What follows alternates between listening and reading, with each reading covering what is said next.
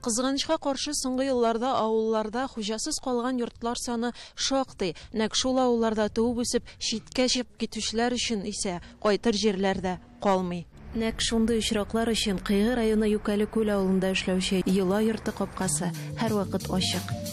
Узак еллар Соргутта яшәгән Шариповлар гаиләсе туган якка әйләнеп кайту белән кешеләргә ярдәм итүне максат итеп куя. Төрле милләтнең гореф-гадәтләрен, йолаларын җиренә җиткереп башкарыр өчен махсус йорт төзергә ниятлиләр алар.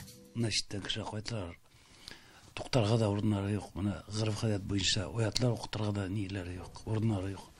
Мәчеттә тизилеп кенә ята, безнең мәчет тизилеп бетмәгән әле. Рәҗән буена эшләдек тә. Шул гореф-гадәт йорты итәргә булдык. Что читтән кайткан кешеләр килеп, ашыга әзерлеп, оятларын укытып, хәерләр таратып, бөтен кешеләр үткәрсеннәр дип. Конып калырга да була. Без аш-суны үзебез әзерләп үткәришәбез. Түләүле түгел. Аллага шөкер, пенсия алып торабыз. Үзебез кош-кортлар асрыйбыз, пешерергә беләбез. Шулай булгач, без просто ярдәм итәрбез өчен. Мәүлид айында укыла торган дугалар, мәсәлән, Вәли Хаҗи әйтмешле Әл-Хәм сүрәсеннән башлана. Киң күңелле Шариповлар төзегән йортта дини һәм милли чаралар оештырыла. Изге Мәүлид бәйрәменә исә районнан килгән кунаклар җыелды. Башкортлар да монда, татарлар да, урыслар да килсәләр бөтенесенә. Безнең Аллаһ Тәгалә без әйткән куәтле иман. Менә бу милли йорт, шул иман бирә торган урын. Бу йорт, менә шул киләчәккә безгә ул максат куя, киләчәк буынны тәрбияләү эшендә. Без бүгенге көндә беләбез, киеренке вакытта бик кыенлыклар килеп туа, ләкин шуңа карамастан инде менә шул гореф-гадәт йорты, менә бу дуслык йорты кебек урыннар инде һәрбер авылда, һәрбер үзәктә булырга тиеш дип уйлыйм. Бүген Юкәле күлдә 700 кеше яши. Хезмәт сөючән милләттәшләребез тупланган бу авылда районда бердән-бер саналган әй колхоз эшли. Илдә никадәр үзгәрешләр булса да, 50 елдан артык тарихы булган колхоз таркалмый. Хуҗалыкны 30 ел дәвамында Азат Нутфуллин җитәкли. Мин үзем дәврдә колхозны бетермәскә дә инде ансак.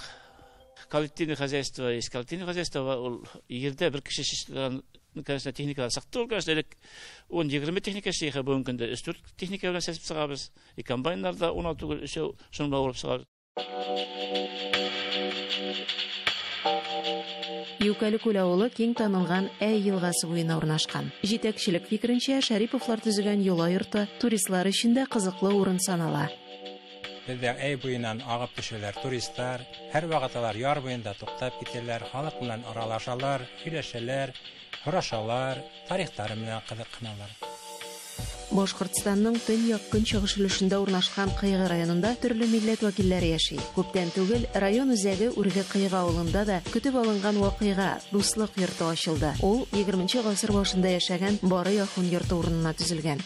Монда инде менә беренчедән телебез, мәдәниятебез, тарихыбыз һәм дә гореф-гадәт йолаларыбызны балаларыбызга, яшьләребез һәм дә улларыбызга дөрес итеп өйрәтүдә.